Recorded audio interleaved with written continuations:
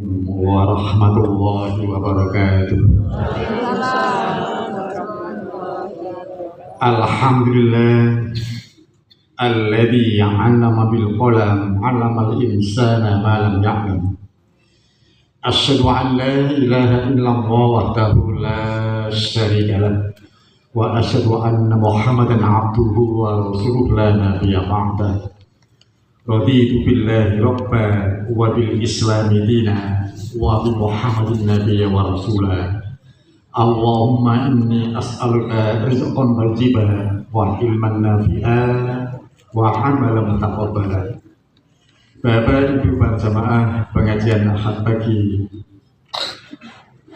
Islamic Center Madiun yang dirahmati Allah, mari kita bersama-sama tidak henti-hentinya untuk senantiasa berucap syukur kehadirat Allah Subhanahu wa taala.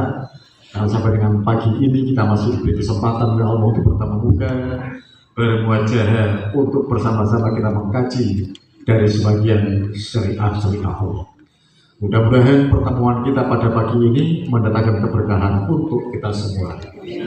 Mudah-mudahan apa yang kita kaji pada pagi ini mendatangkan hidayah untuk kita semua.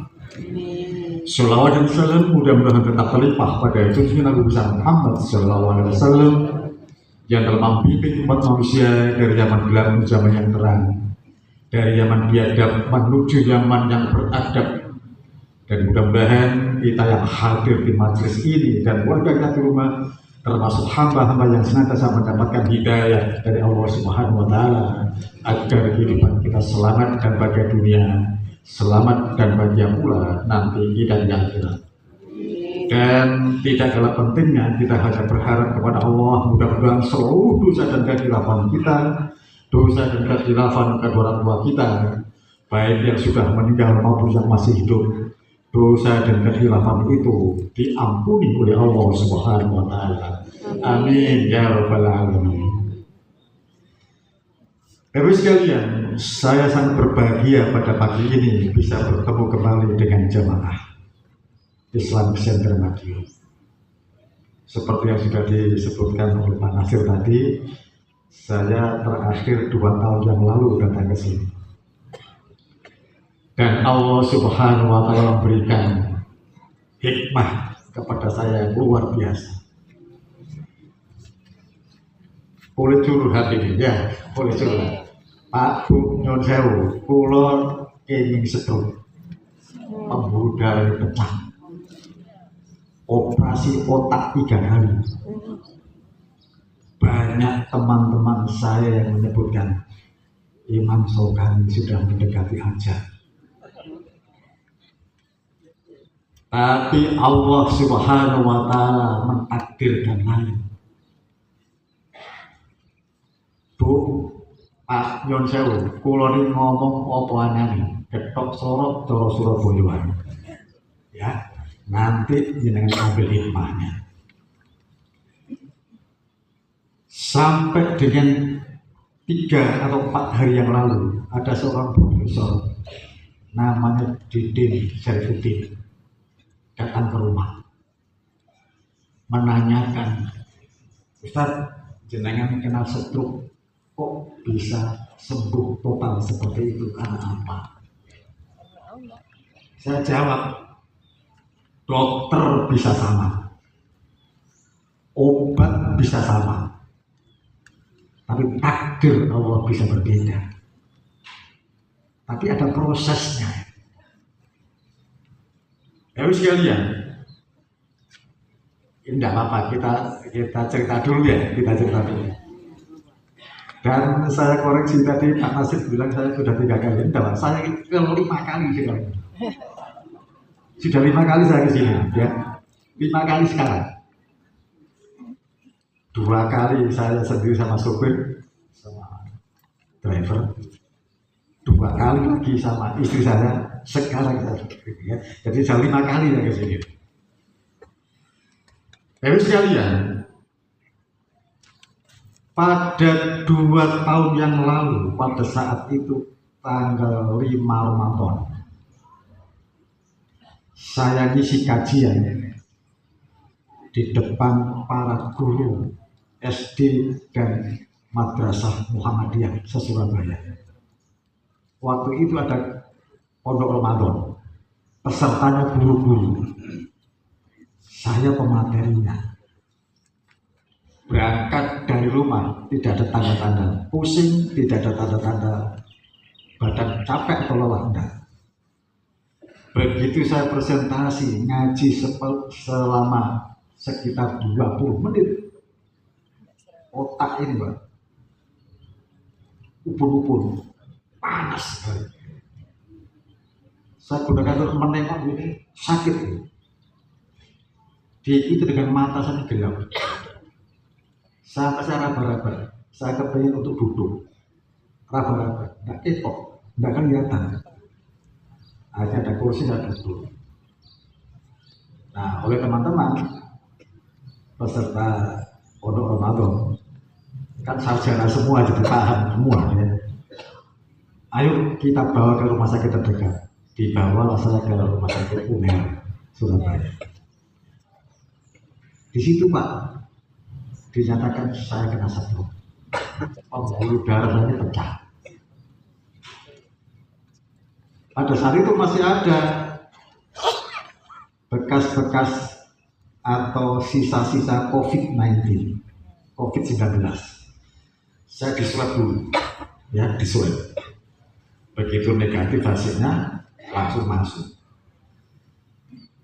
Malamnya ada dokter mengatakan Imam Syaukani terindikasi kena COVID. Padahal saya pagi masuk karena bebas COVID, tapi malam saya kena COVID. Sebenarnya belum ditangani. Pembuluh darah yang pecah ini belum ditangani. Saya diisolasi selama 10 hari. Dibawa pulang oleh istri saya. Wis mati urip nang omah. Dibawa saya pulang. Dibawa pengawasan dokter dari Puskesmas Kecamatan Tegansari, Surabaya. Terus sekalian, nah pada saat itu,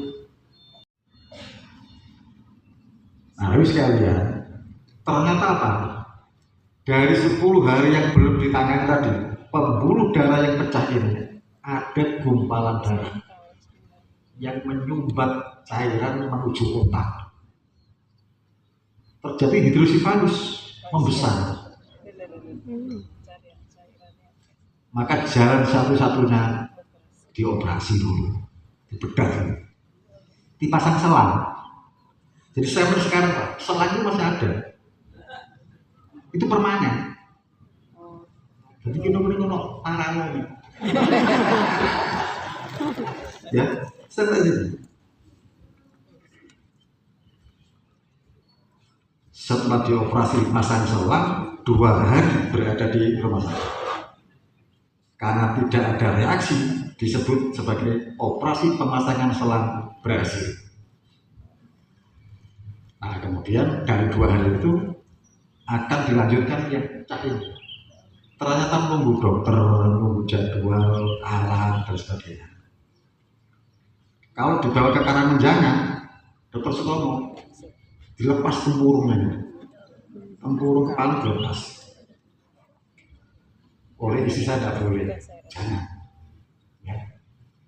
Akhirnya Pak dibawa pulang sambil menunggu alat canggih. Di rumah selang ini copot, sakitnya luar biasa, kuat. Istri saya telepon dokter yang menangani. Dok ini apa ini? Bapak ini sambat sama lorong. Dok, balik aja ke rumah sakit. Itu malam hari. Pada saat Ramadan, masih Ramadan itu. Nah, lebih sekalian dibawa ke rumah sakit. Dioperasi lagi, pasang selang. Operasi yang kedua ini Pak, ada rekomendasi dari PDM Surabaya, ya, pimpinan daerah Muhammadiyah Surabaya kepada dokternya. mohon ditangani dengan serius. Ini kiainya Muhammadiyah. Ya. Yang jenengan operasi itu kiainya Muhammadiyah Surabaya. Ditangani yang serius. Sudah. Ramadan selesai, pas harinya Idul Fitri, dokternya nggak mudik, ngoperasi saya yang kedua kali. Pas Ramadan, subhanallah, itu Pak. Itu belum ditangani yang pecah. Nah, baru 2 minggu setelah itu ditangani. Beda rumah sakit, ya, beda dokter. Dibawalah saya ke rumah sakit swasta yang diberi nama Mitra Keluarga. Operasinya bukan di sini, walaupun yang ditangani di sini. Operasinya lewat selangkangan. Oh iya. Ya. Canggih gitu. Ya, canggih. Dan itu tidak berlaku BPJS. Tidak berlaku. Ya. Tapi alhamdulillah seluruh biaya ditanggung oleh Muhammadiyah Surabaya. Nah, terus kalian sempat blank, lupa semua. Jangankan ayat-ayat yang sudah saya hafal, hadis-hadis yang saya hafal, tidak lupa. Kalau bojo selalu, betul. Istri saya bilang, ya aku sopo ponakan. Jawaban ponakan.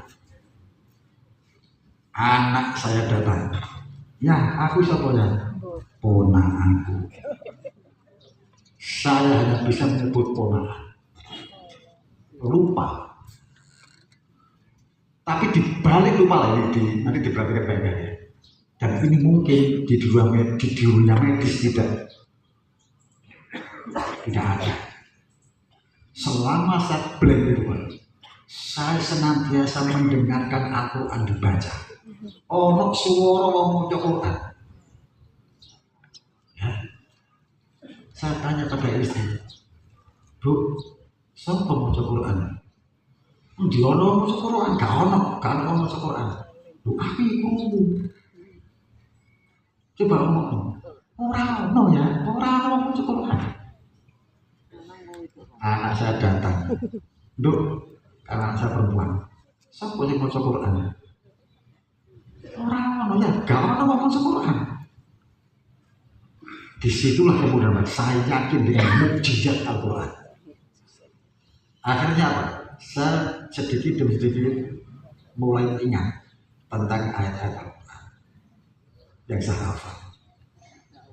Saya bilang sama saya, doleh Al-Quran. Aku tak mau coba Quran simak kau keliru depan. Betul lah, banyak yang lupa. Tapi ada tiba dari suara-suara Al-Quran dibaca orangnya tadi. Tidak ada orangnya. Suara dan itu hanya saya yang mendengarkan. Istri dan anak saya tak tanya, siapa sih mau coba Quran? Orang. Aku gak perlu orang mau coba Quran. Saya baca pelan-pelan mengikuti suara itu.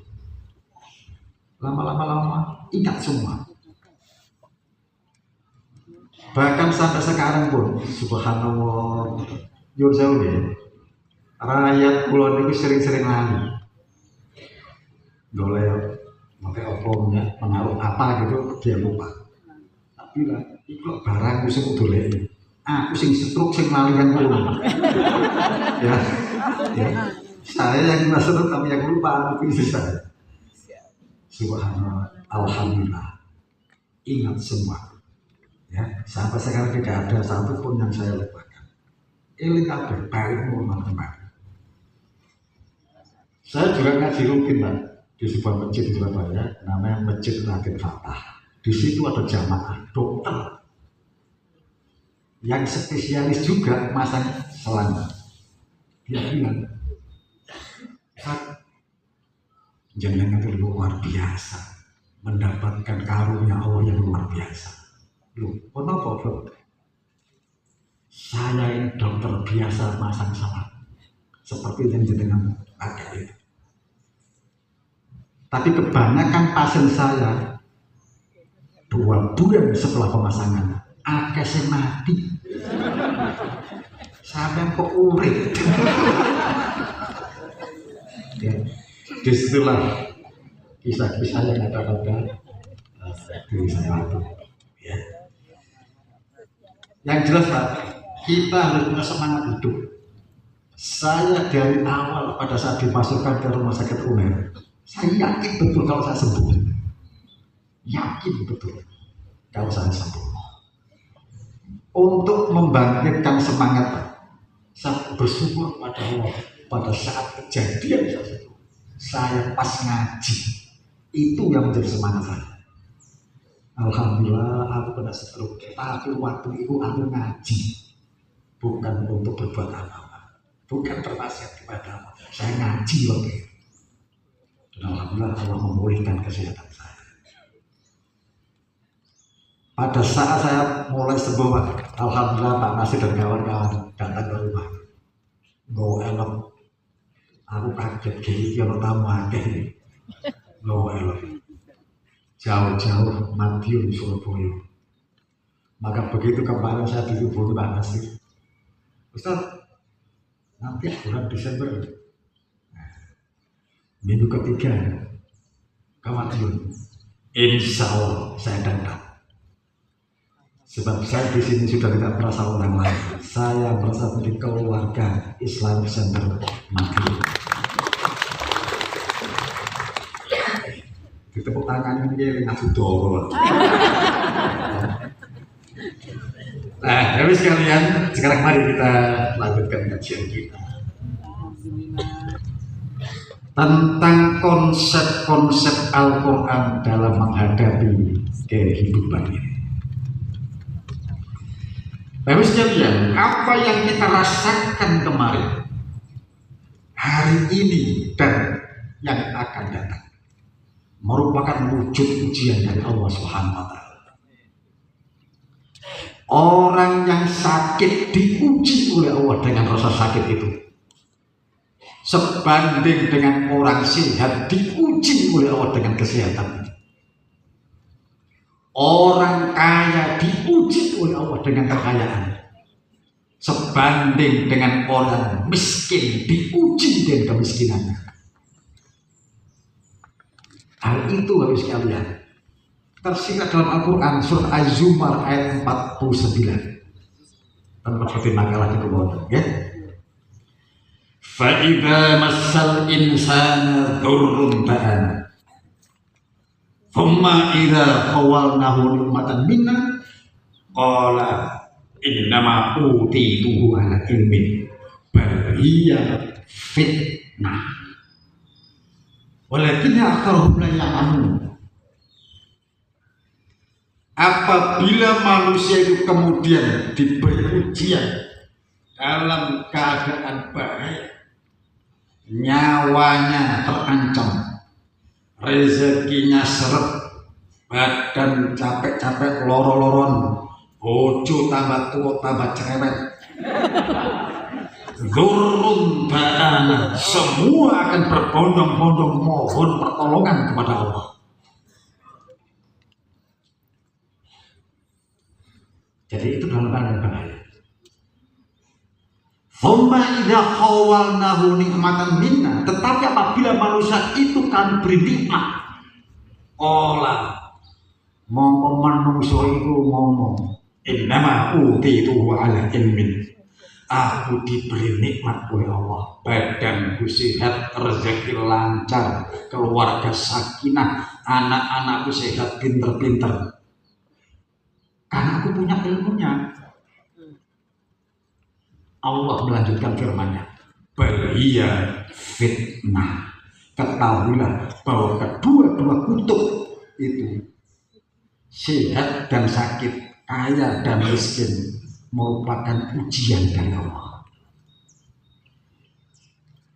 Oleh karena itu Bapak sekalian, jika kita sekarang ini badan kita sehat, rezeki kita lancar, rumah tangga kita adem ayem tentrem sakinah mawaddah warahmah, bersyukurlah. Tetapi jika seandainya hari ini awak sampean remek, ya, awake pating cerkot, rezekine seret, bojo tambah tua tambah cerewet, anak bedugal. Pak, bersabarlah. Sebab antara syukur dan sabar itu jalan terbaik untuk kita. Walaupun aktsarahum la ya'lamun, tapi kebanyakan manusia tidak ngerti.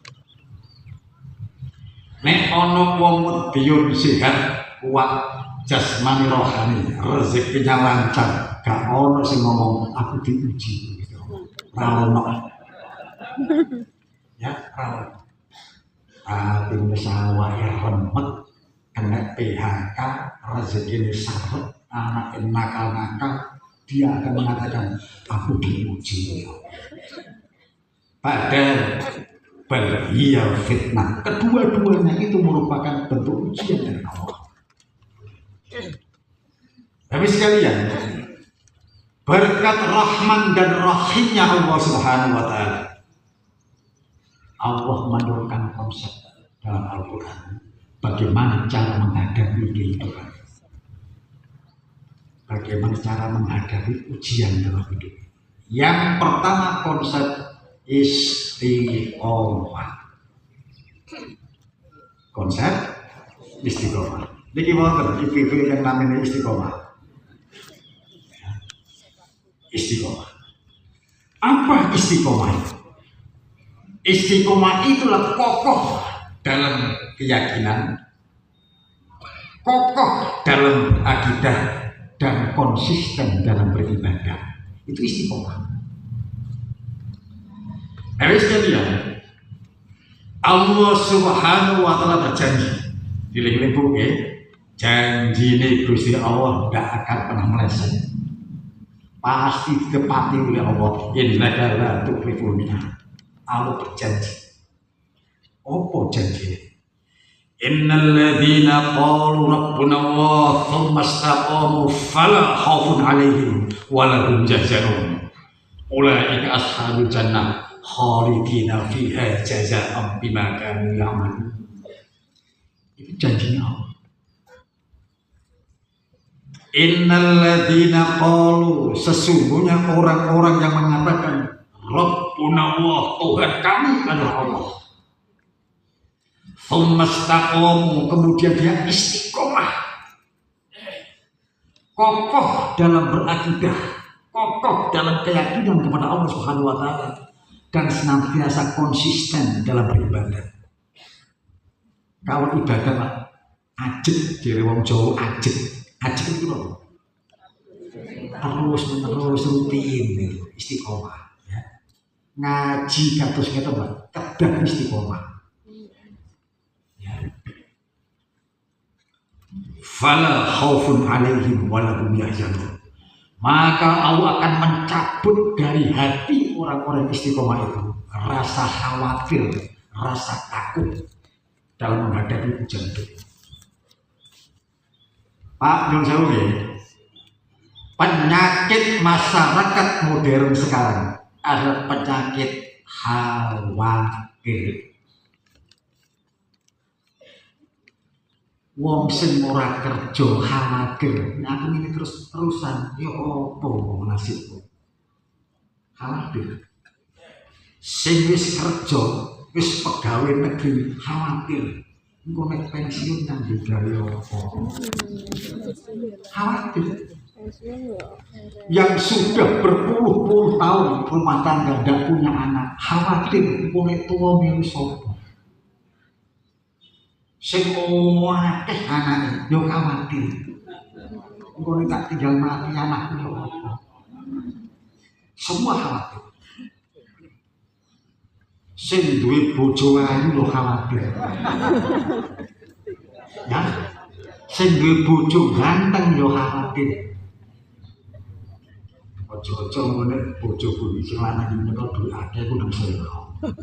Nang selingkuh. Di bojo ayu ono khawatir ku tak tinggal lunga konang. Khawatir. Pak, Allah Subhanahu wa Ta'ala telah menyebutkan dengan janjinya yang diabadikan dalam Al-Quran. Fala khaufun 'alaihim wa la hum yahzanun. Orang yang istiqomah dalam beriman, istiqomah dalam beramal saleh, dia tidak akan pernah punya rasa khawatir. Masalah rezeki, kalau kemarin Allah memberi makan, sekarang Allah memberi makan, maka besok pun Allah akan memberi makan. Tidak pernah punya rasa khawatir. Bahkan janji Allah dilanjutkan, ulaika ashabul jannah khalidina fiha jazaa'an bima kanu ya'malun. Mereka lah calon penghuni surga disebabkan amalan yang mereka kerjakan pada saat itu di dunia. Tapi sekalian, zaman Rasul niku wonten tiyang namine Sofyan bin Abdullah Al-Thaqafi. Hidup tangkah. Orangnya Pak kaya raya, keluarganya besar, nama baiknya terhormat di tengah bangsa Quraisy, bangsa yang paling dimuliakan. Pak, bangsa Quraisy Pak, bangsa yang dimuliakan, suku yang dimuliakan oleh Allah. Sampai ada Al-Quran, suratnya itu surat menggunakan nama suku Quraisy. Orang surat jenis surat Al-Quraisy. Itu menandakan bahwa suku Quraisy itu dimuliakan oleh Allah. Sehingga suku itu namanya terabadi dengan Al-Quran. Yang lebih membahagiakan Sofyan bin Abdul Al-Thaqafi pada saat awal-awal Rasulullah menyampaikan risalah Islam, beliau mendapatkan hidayah dari Allah, masuk Islam. Pada saat ayat tentang hijrah itu turun, Sofyan bin Abdullah ini kemudian menemui Rasulullah, wahai Rasul, aku kepingin hijrah bersamamu. Rasul menimpali, sampai duwe dulur, sampai duwe keluarga, sampai duwe bojo, duwe anak, aku terdidik dengan keluarga sampean, supaya nanti keluarga sampean tidak kehilangan jejak kemana kamu pergi. Sofyan mengatakan, wahai Rasul, seluruh keluarga kami semuanya masih jahiliyah, masih kafir, masih musyrik. Yang Islam hanya saya saja. Walaupun mereka musyrik, walaupun mereka belum dapat hidayah, mintalah izin dulu, mohon pamit dulu kalau kamu akan hijrah bersama kami. Maka dia berangkatlah untuk pamit pada keluarganya akan hijrah bersama Rasul. Pak, seluruh keluarganya memberikan jawaban yang sama. Silakan kamu ikuti Muhammad pergi, tapi jangan coba-coba membawa hartamu untuk juga kamu bawa pergi. Sehingga Pak, Sofyan bin Abdul Al-Thaqafi ini Pak, pergi hijrah hanya berbekal baju yang melekat dalam badannya. Udah pergi bersama sahabat, bersama Rasulullah di kota Yasrib. Dulu Pak, namanya Yasrib. Kota Madinah itu belakangan. Kemudian begitu Nabi datang ke sana, dirubah, diberi nama dari Yasrib menjadi Madaniyah. Madaniyah itu bahasa Arab, artinya kota berperadaban. Madaniyah menjadi Madinah. Kaya diri biyen Jakarta itu ora ono sing ora Batavia. Dirubah menjadi Jayakarta. Jayakarta jadi Jakarta. Foto itu. Ya. Nah, hari demi hari berlalu, ia lalui dengan para sahabat. Berganti bulan. Nasib dari Sofyan bin Abdul Al-Thaqafi 180 derajat berbeda. Zaman di Mekah dia kaya raya, namanya terhormat, dihormati sama orang-orang Mekah. Rumah dia punya. Begitu dia hijrah di kota Madinah, bojo ora duwe, anak gak duwe, rumah gak punya, pekerjaan belum mapan.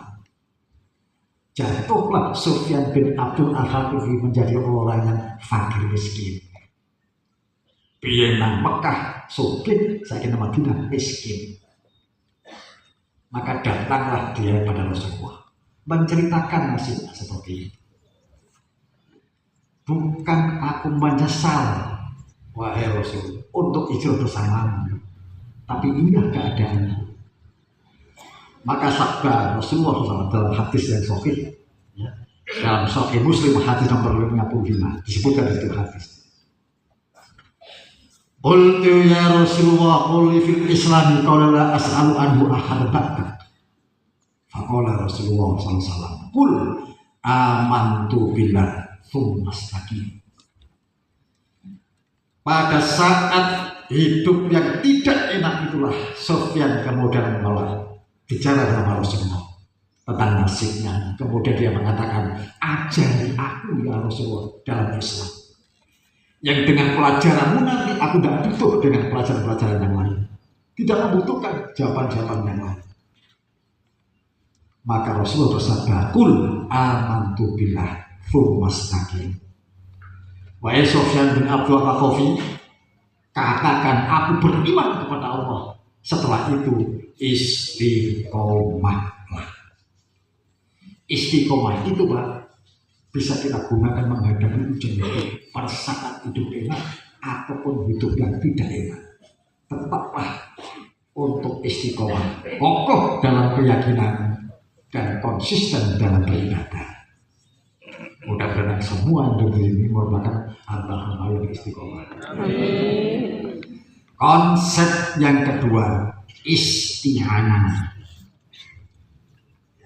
Isti'anah. Ono wong sing jenenge isti'anah. Ya.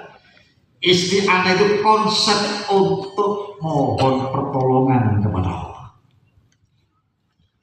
Pak, dalam menghadapi percaturan kehidupan yang tidak menampung ini, jangan bosan-bosan yang mohon pertolongan kepada Allah.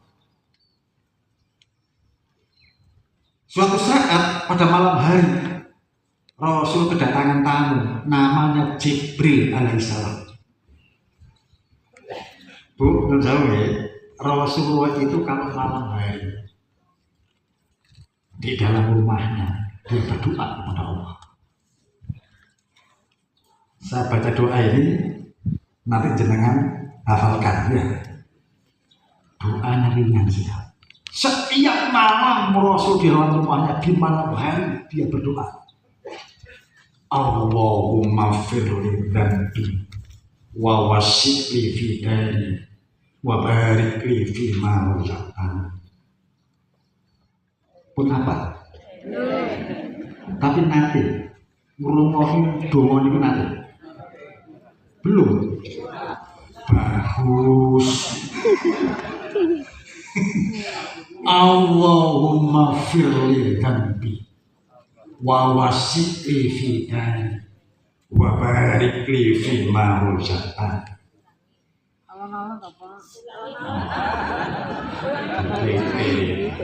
Imla ya, di imla di TP. Allahumma firli dzambi wa wasi'li fi dari wa barik li fi ma razaqtani. Itu diabadikan dalam Sunan An-Nasa'i ya. Itu doa senantiasa dibaca oleh Nabi di malam hari di dalam rumah. Nah, jenengan tidak istiqomah donga niki. Allahumma firli dzambi, ya Allah ampunlah seluruh dosa-dosaku. Wa wasi'li fi dari, Pak Bu Nursabu, wasi itu asmaul husna. Mungkin jenengan pirsani, ya. Asmaul Husna yang 99 itu ada al-wasi, luas, lapang. Wawasik li fidari, dan lapangkanlah rumah tangga. Lapang rezekinya, lapang sakinah mawaddah warahmatnya, lapang hidayahnya, ya, lapang makunahnya. Wawasik li fidari, wa barik li fima rozaqtani. Tan makalah iki mboten wonten. Makan menawi kula ngaji ten mriki, Pak, sangu kacamata karo pulpen. Lah nek orang iki wis gak apa-apa, cara Latin ora apa-apa, sing penting bacaan iki padha. Ya. Kula lagi Allahumma firli dan bi wa wasi'li fidari. Lapangkanlah, luaskanlah rumah tangga.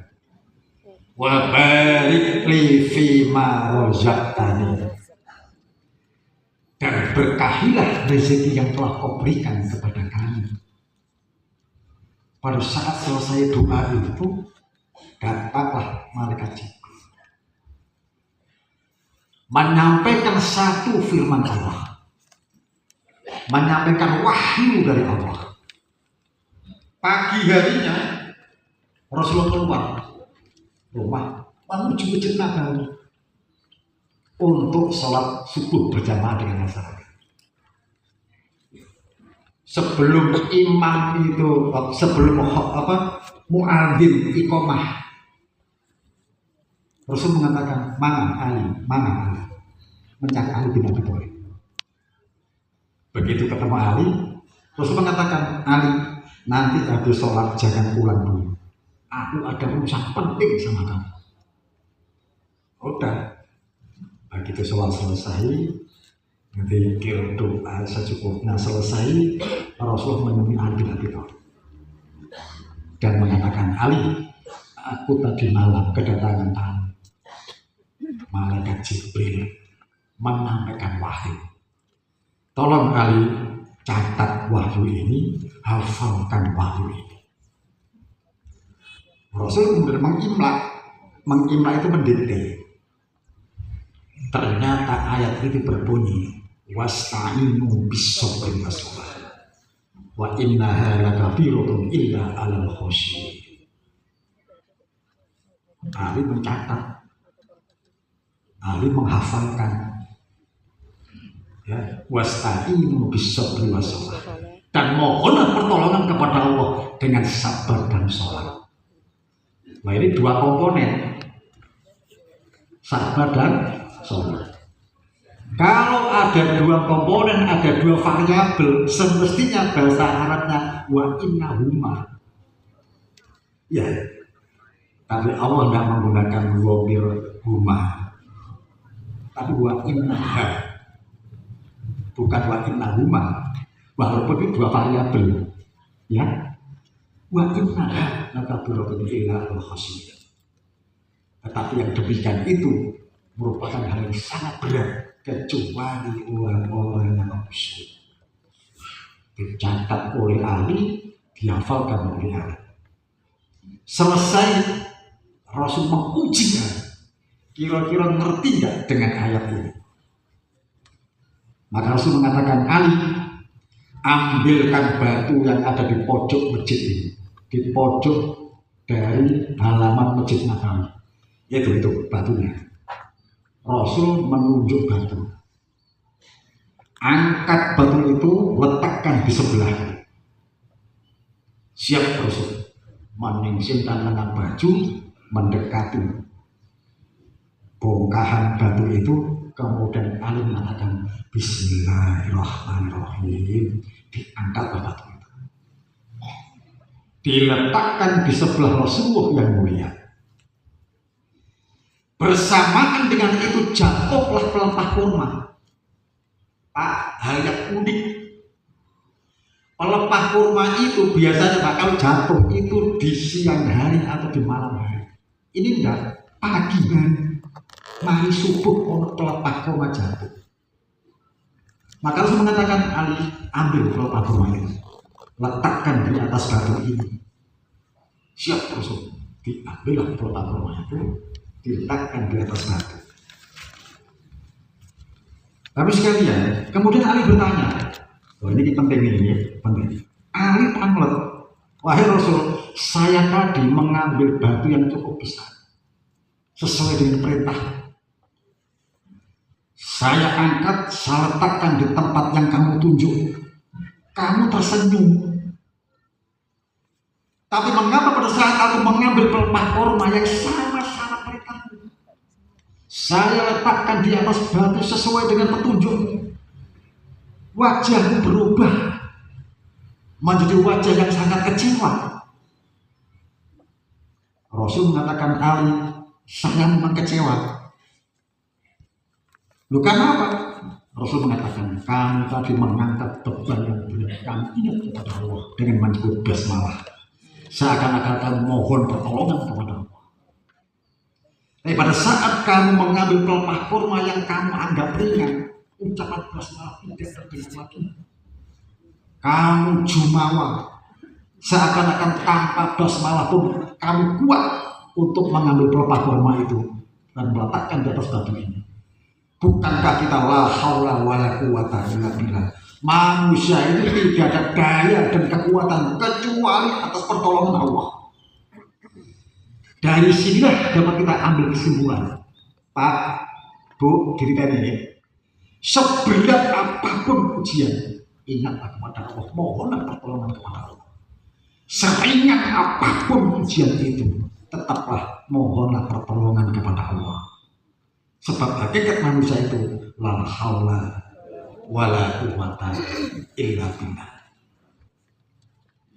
Jadi konsep menghadapi ujian hidup yang kedua adalah isti'anah, senantiasa mohon pertolongan kepada Allah. Nomor 2, konsep untuk menghadapi ujian hidup adalah konsep istikharah. Saiki nyuwun sewu, kathah tiyang ingkang boten nate istikharah. Istikharah niku wonten kalih, Pak, Bu. Wonten salat istikharah, wonten doa istikharah. Dieling-eling. Lalu loro-loro salat istikharah maupun doa istikharah ora tau dilakoni karo Islam saya. Banyak sudah di antara kita untuk memilih sesuatu hanya berdasarkan otak pikiran kita, tidak berdasar pada permohonan pertolongan kepada Allah agar dipilihkan yang terbaik. Pak, kita ini setiap saat, setiap hari dihadapkan pada ujian hidup berupa pilihan-pilihan. Ya, berupa pilihan-pilihan. Bu, wonten kuah duduh, ana duduh semur, ana kari, ana rawon. Lah kok saiki sampean gawe duduh bening. Pilihan. Ya, pilihan. Nanti Pak, dengan pulang dari sini buka lemari pakaian. Sekian banyak pakaian yang kita punya. Lapo sampean dino Ahad nang pengajian duha seperti ini di Islamic Center Madiun, sampean gawe klambi. Pilihan. Tahu sampean dongo untuk dipilihkan yang terbaik. Jarang. Kita hanya menggunakan standar pantas orang pantas. Kita hanya menggunakan standar otak dan pikiran kita. Sementara ujian hidup itu bisa kita lalui dengan konsep istikharah. Tapi sekalian, istikharah itu bukan hanya urusan memilih jodoh. Biasanya. Mas-mas sing durung duwe bojo iku akeh cewek. Sama istikharah. Tapi Tapi istikharah tidak hanya cukup itu. Istikharah juga bukan masalah urusan pemilih pekerjaan. Sampai dengan urusan akidah pun, keyakinan, pilihan. Allah Subhanahu wa ta'ala berfirman di dalam Al-Qur'an surat Al-Kahfi ayat 29. Wa qulil haqqu min rabbikum faman syaa'a falyu'min wa man syaa'a falyakfur. Dalam hal urusan akidah sekalipun Allah menyebutkan kebenaran itu datangnya dari Tuhan. Mau beriman silakan, mau kafir pun silakan. Pilihan. Akeh agama, ono Islam, ono Hindu, ono Buddha, ono Kristen, ono Protestan, ono Kristen Katolik, ono sing bingung. Ora melok ono lagi bingung. Pak, Allah menegaskan kebenaran itu datangnya dari Tuhan. Kamu beriman silakan, mau kafir pun silakan. Tetapi pilihan jenengan akan dimintai pertanggungjawaban. Kullu nafsin bima kasabat rohina. Semua manusia akan dimintai pertanggungjawaban atas aktivitasnya, atas pilihannya pada saat hidup di dunia. Nyon sewa ya, terus belak-belakan kemauan pada saat sampean pilkada. Pakai istikharah enggak? Sana aku pilpres istikharah enggak? Hanya berdasarkan ukuran senang dan tidak senang. Hanya pikiran saja tanpa ada usaha untuk istikharah. Pada konsep dalam Islam mengajarkan kalau kamu memilih sesuatu lalu dengan istikharah. Urip iki kaya sekolah. Diuji, ono ujian di sekolah. Pertanyaan-pertanyaan yang ono sing pilihan ganda multiple choice. A, B, C, D, E. Monggo. Tapi pilihan bagi seorang siswa akan dinilai pertanggungjawaban, akan dinilai oleh gurunya. Dengan pilkada, pilpres, pilihan. Ana pilihan ganda. Nang Surabaya iki ana bingung, kalau musuhe. Ya. Padahal wong saiki kan senengane golek musuh. Iki gak ana musuh. Ya. Buku kosong. Subhanallah. Ini sudah banyak di antara kita umat Islam meninggalkan konsep istikharah. Wis ora tau salat istikharah, ora tau donga istikharah. Donga istikharah Pak ana sing dawa ana, sing sedengan ana, sing endek ya. Sing endek ora tau apa mana sing dawa. Bu, Pak menjauh Rasulullah diriwayatkan di dalam kitab Al-Adhkar Imam An-Nawawi menyebutkan jika Rasulullah memilih sesuatu dia menyebutkan Allahumma khirli wahtarli, Allahumma khirli wahtarli, ya Allah pilihkanlah yang terbaik untukku. Allahumma khirli wahtarli. Ibu doa istikharah. Ya, jangan dilupakan. Dan Rasulullah menjanjikan suatu saat pada suatu zaman jika ada orang yang menghidupkan sunnah-sunnah sementara sunnah banyak ditinggal oleh orang, maka orang yang menghidupkan sunnah itu seperti hanya orang yang akan mati syahid. Luar biasa. Maka nanti hal-hal yang suka yang biasa-biasa dilupakan orang, ya, yang sudah banyak ditinggal orang dihidupkan lagi, termasuk istikharah. Baru sekalian, Muslim yang cerdas, orang mukmin yang cerdas, dia senantiasa beraktivitas dengan orientasi di akhirat. Dengan kata lain, seorang Muslim yang cerdas, semua aktivitasnya harus bernilai ibadah.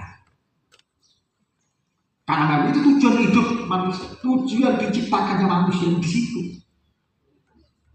Berkali-kali saya sampaikan, dulu sudah saya sampaikan, tidak apa-apa tak ulangi lagi. Begitu Allah Subhanahu wa Ta'ala menciptakan manusia, Allah Subhanahu wa Ta'ala bersumpah hingga 4 kali sumpah berdiri.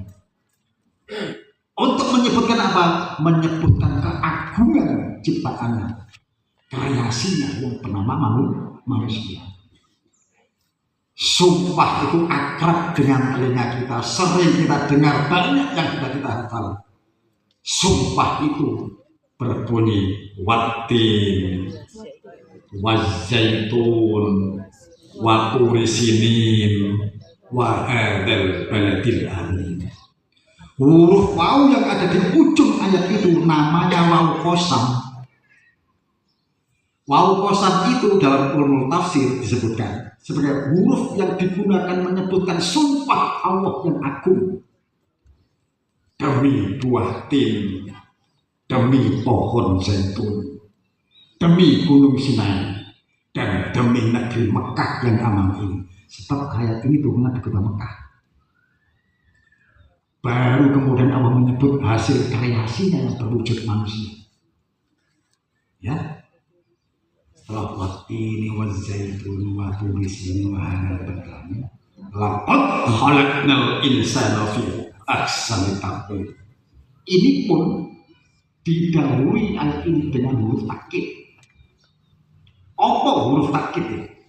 Huruf yang digunakan untuk menyebutkan informasi, meyakinkan informasi yang disampaikan oleh Allah untuk manusia agar yakin sungguh telah kami ciptakan manusia itu dengan sebaik-baik bentuk ciptaan. Kalau orang elek nanti ayu ganteng biyen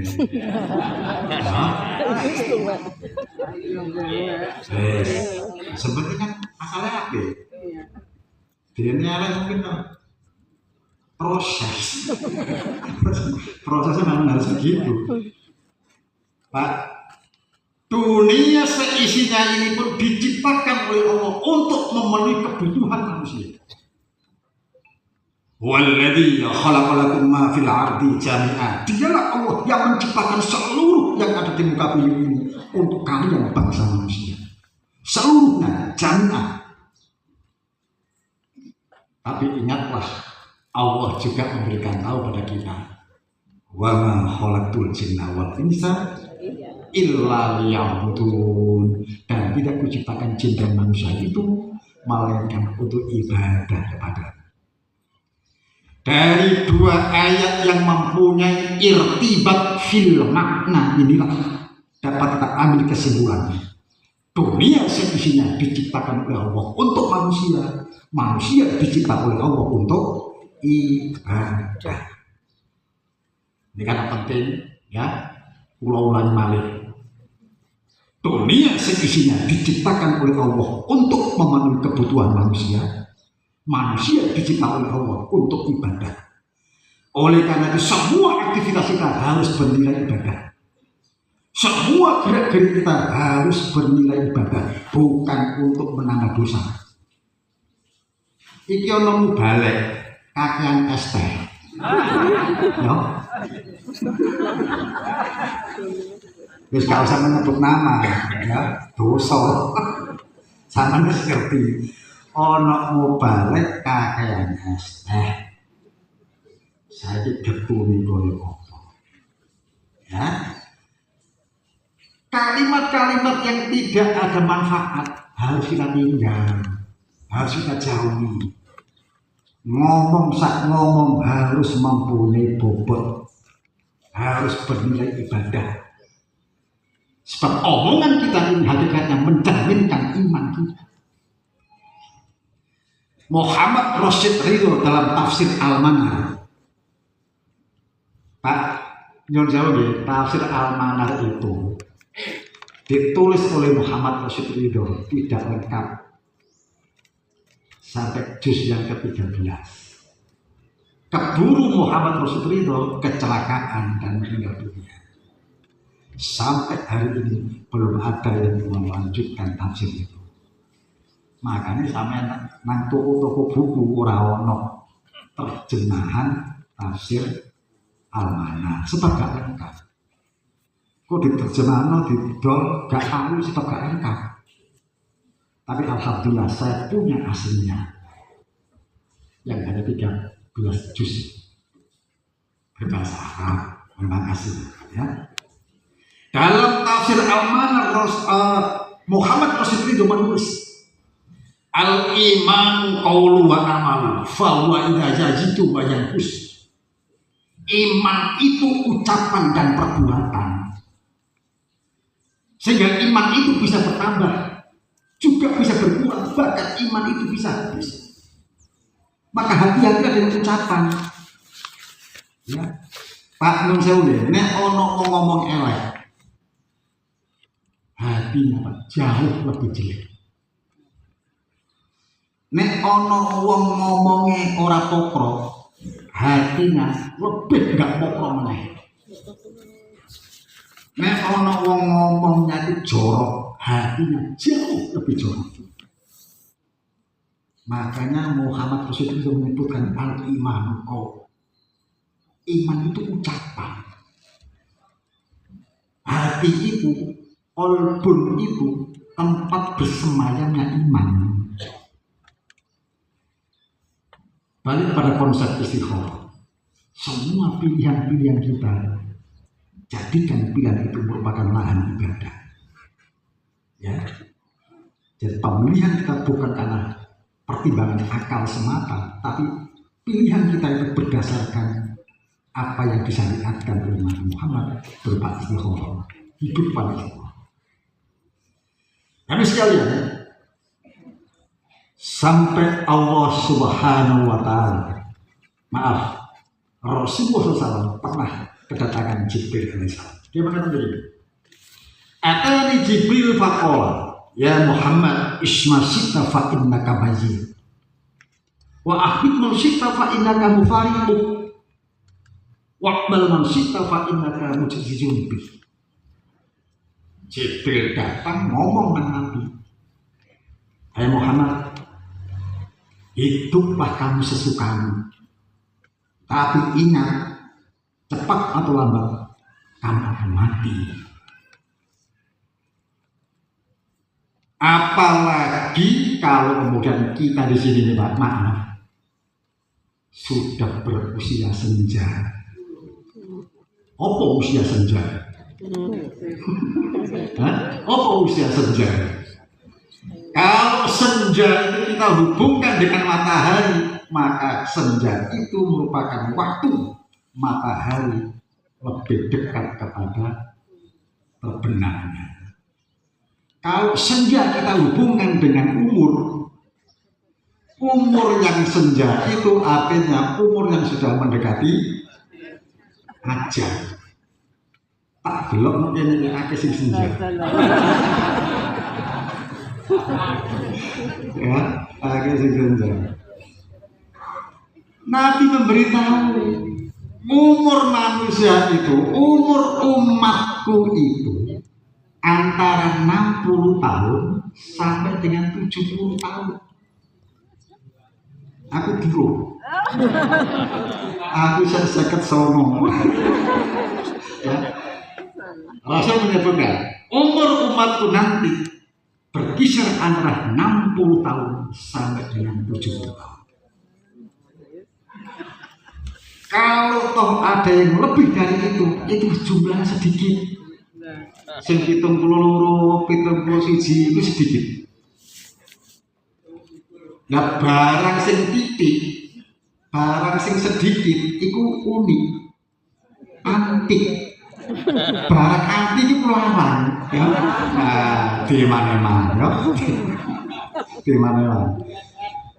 Nah, sekalian. Dan golden age itu masa-masa keemasan. Itu umur 40. Ya. Sampai Allah Subhanahu wa Ta'ala dalam Al-Quran surat Al-A'qaf ayat yang ke-15 menyebutkan Pak Nun Sewu ini bukan kajian tafsir, tapi dengan kertas kotos. Di dalam Al-Quran itu tidak ada kata-kata sia-sia. Di dalam Al-Quran itu tidak ada kata tanpa makna. Semua kata dan kalimat yang ada dalam Al-Quran merupakan hidayah dari Allah. Dan Allah menyebutkan umur 40 tahun. Nyun Sewu ya,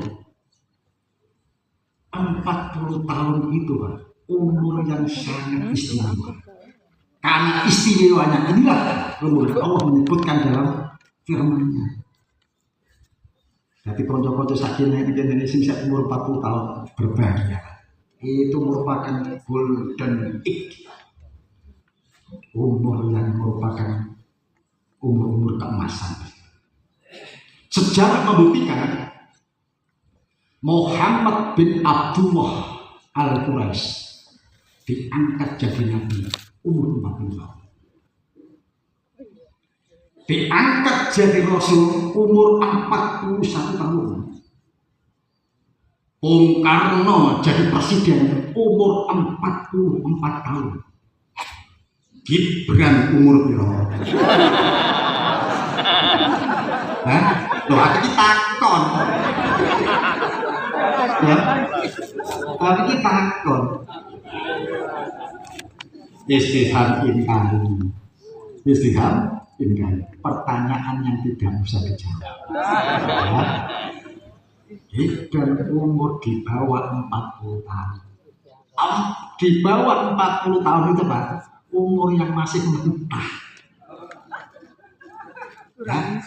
Sampai Al-Quran menyebutkan itu. Ya. Arba'ina sanah, 40 tahun. Ingat, dalam Al-Quran tidak ada kata-kata sia-sia. Di dalam Al-Quran tidak ada kata tanpa makna.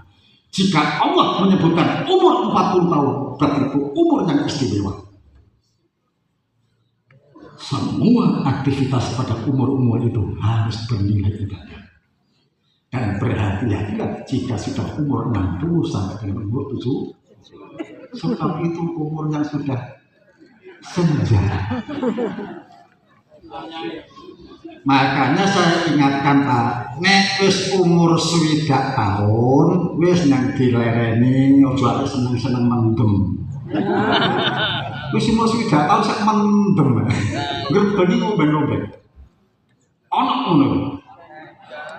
Teko wonge.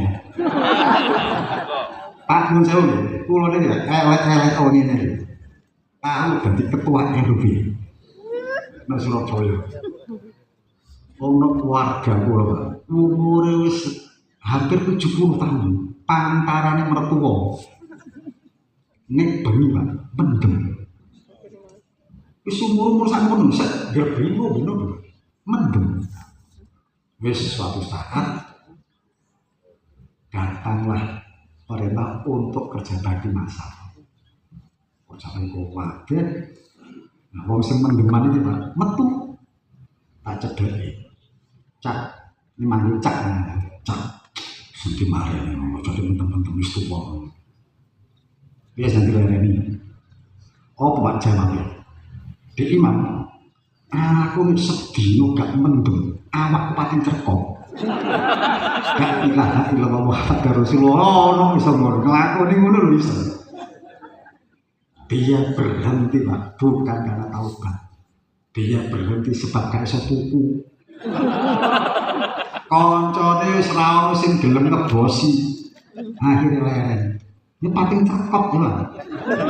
Sebab wong iku wis kecanduan. Ya. Nomor 1. Nomor 2, Pak. Ini pesan Pak ya. Nek wis umur 20 tahun ojo sampai ono salat 5 waktu bolong-bolong. Ya. Sebab sholat 5 waktu sholat yang wajib yang tidak bisa diganti.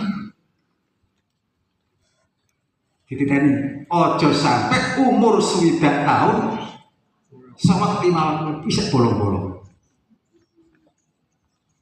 Bu, Pak Nun Sewu, menawi jenengan masalah poso wajib, poso Ramadan, sampeyan loro, ora poso gak apa-apa, Pak, iso diganti. Nek wis sehat, ulang liya bisa diganti. Pak, Pak, karena mah akut bisa diganti bayar fidyah.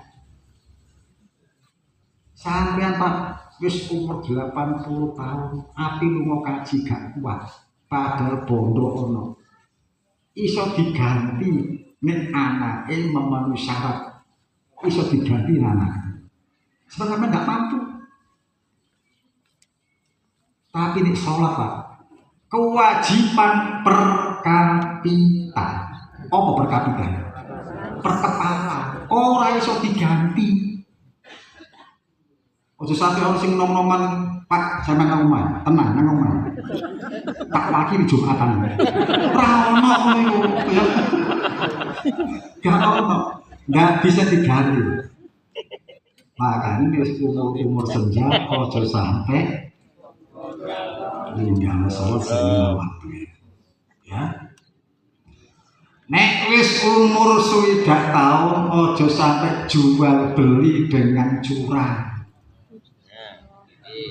Ya, Pak, nun sewu nggih. Menawi jenengan peken ten pasar. Sampeyan tuku buku, sampeyan tuku gula, sampeyan tuku kopi, ono timbangan, ono timbel. Terus gak apa-apa sampeyan jupuk timbel. Sampeyan warik timbel. Bolong iso timbel.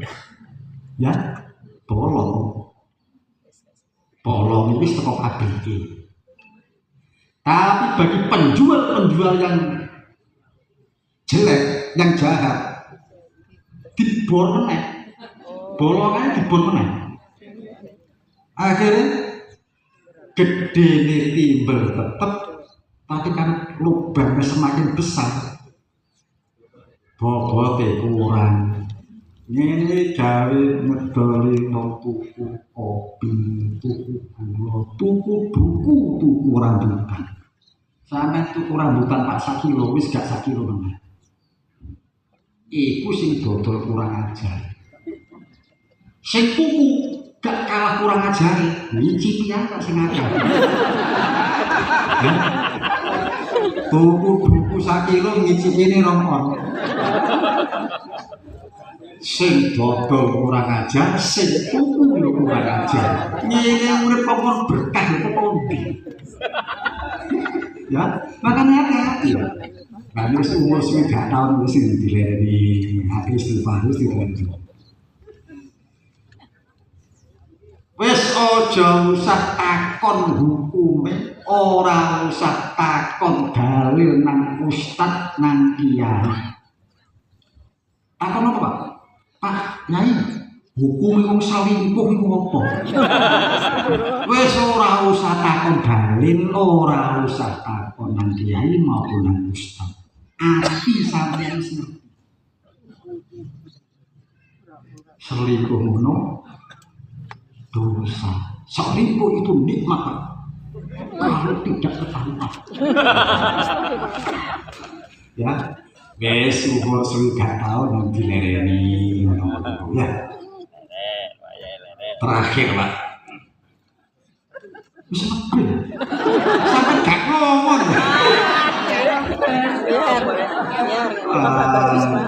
Alhamdulillah. Dan terakhir,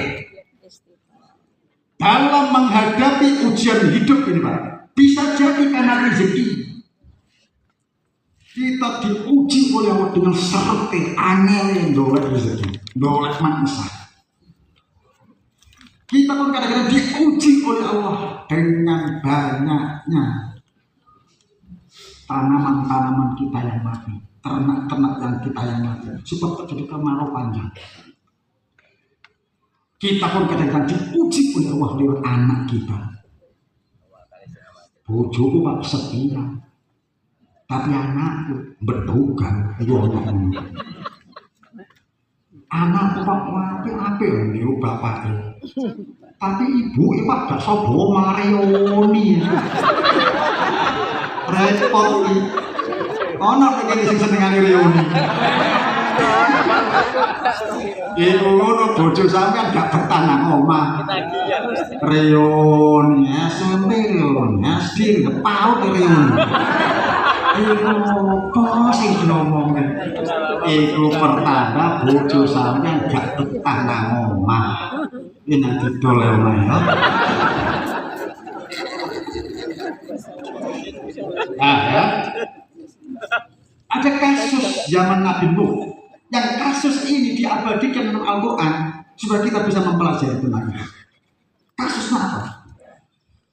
Zaman Nabi Nuh ada kemarau yang sangat panjang.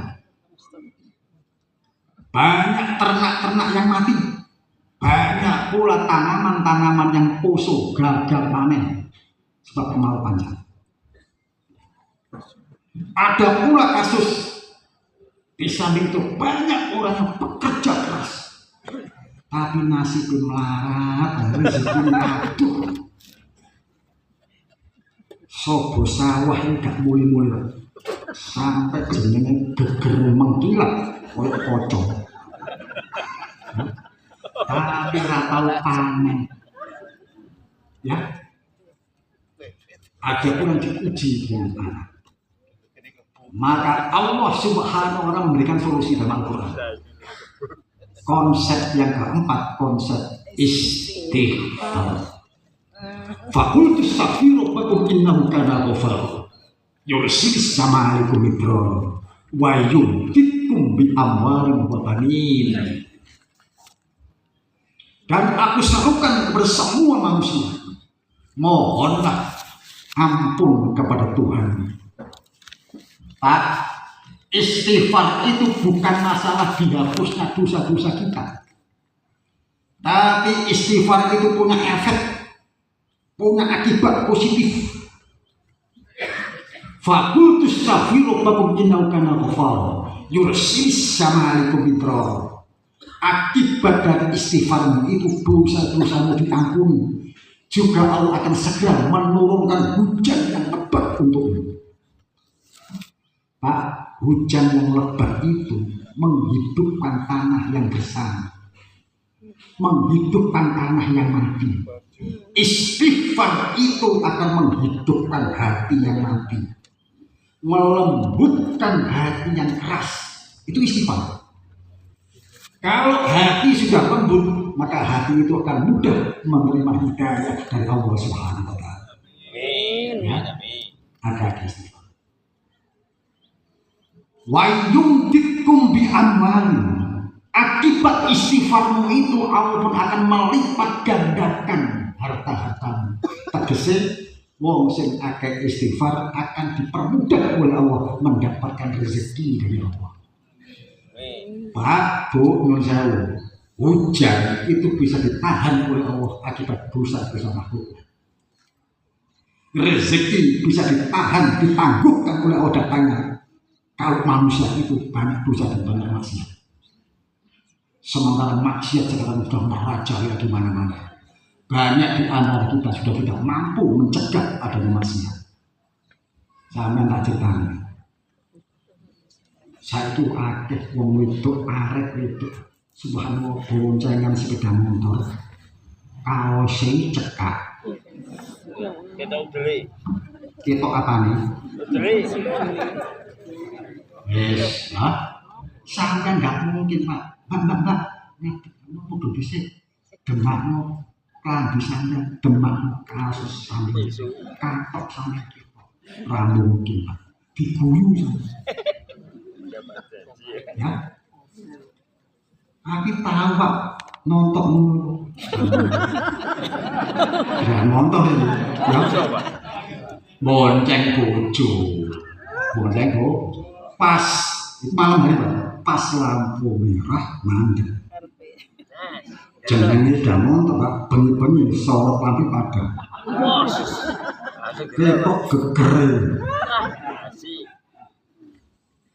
Tidak dilihat barang bagus, dilihat aku dosa. Istighfar, astagfirullah. Astagfirullah. Bojo iki takon ya, ana pokok istighfar. delok ngarep. Ngono ngene pancet ae. Padha wis istighfar. Sampeyan paling yo tahu nonton itu. Cuman gak boleh ngomong isin. Ya. Pak, berhati-hatilah jika maksiat sudah merajalela dan kita tidak mampu untuk mencegah. Wis ngakeh-akeh istighfar. Sebab apa? Maksiat itu hakikatnya perbuatan yang mempercepat datangnya azab. Pulau lain. Maksiat itu hakikatnya perbuatan yang mempercepat datangnya azab. Makanya nanti kalau jenengan melihat maksiat, memang Rasulullah menyebutkan ono maksiat mengarepmu rubah dengan tangan. Sama iso ngedukno kaos. Nek gak iso karo omongan sampean tuturi tambah diguyu. Ya kan? Benes menunggu Pak, wis nang bal-balan istighfar. Wis agak-agak istighfar. Sebab hakikatnya maksiat itu adalah perbuatan yang mempercepat datangnya azab. Konsep yang keempat, ya, istighfar. Kesimpulannya, dalam menghadapi ujian hidup ini ada konsep 4 istiqomah, istiqamah, istiqoroh, dan istighfar. Wis diapalno ya. Kita akhiri pertemuan kita dengan berdoa, mudah-mudahan Allah Subhanahu wa taala mengabulkan doa-doa kita. Amin. A'udzu billahi minasyaitonir rajim. Bismillahirrahmanirrahim. Innallaha wa malaikatahu yusholluna 'alan nabi. Ya ayyuhalladzina amanu shallu 'alaihi wa sallimu taslima. Allahumma shalli 'ala Muhammad wa 'ala ali Muhammad walhamdulillahi alamin. Allahumma ighfir lil muslimina wal muslimat wal mu'minina wal mu'minat al ahya'i wal amwat bi rahmatika ya arhamar rahimin. Rabbana taqabbal minna innaka antas samiul alim wa tub 'alaina innaka antat tawwabur rahim. Rabbana la tuzigh qulubana ba'da idh hadaytana wa hab lana min ladunka rahmah innaka antal wahhab. Allahumma arinal haqqa haqqan warzuqna ittiba'ah wa arinal batila batilan warzuqna ijtinabah. Ya Allah ya Rahman, ya Allah ya Rahim, ya Aziz ya Ghafar, ya Alimul Ghaibi was-Syahadah. Kami adalah hamba-hamba yang lemah, berkumpul di tempat ini ya Allah mengharap ampunan. Ya Allah ya Rahman ya Rahim, ampun dosa-dosa kami, ampun dosa-dosa orang tua kami, kaum muslimin dan muslimat, baik yang sudah meninggal maupun yang masih hidup. Ya Allah ya Rahman ya Rahim, jadikanlah hati kami hati yang senantiasa istiqomah beriman kepadamu, hati yang senantiasa mensyukuri akan nikmat-nikmat-Mu. Ya Allah ya Rahman ya Rahim, jadikanlah diri kami, anak cucu kami sebagai hamba-hamba yang tetap berdepan menegakkan sholat semata-mata hendak menyembah-Mu ya Allah. Ya Allah ya Rahman ya Rahim, jauhkan kami dari godaan syaitan yang terkutuk selama kami menjalani hidup di dunia yang fana ini. Ya Allah ya Rahman ya Rahim, berilah kami ilmu, berilah kami hidayah, sehingga kami dapat mengetahui mana yang hak dan mana yang batil, dan berilah kami kekuatan untuk melaksanakan syariat-syariat. Ya Allah ya Rahman ya Rahim, perkenankanlah doa kami. Rabbana atina fid dunya hasanah wa fil akhirati hasanah wa qina adzabannar. Subhana rabbika rabbil izzati amma yasifun wa salamun alal mursalin walhamdulillahi rabbil alamin. Hasbunallahu wa ni'mal wakil, ni'mal maula wa ni'man nasir. Subhanakallahumma wa bihamdika asyhadu an la ilaha illa anta astaghfiruka wa atubu ilaik. Wassalamualaikum warahmatullahi wabarakatuh.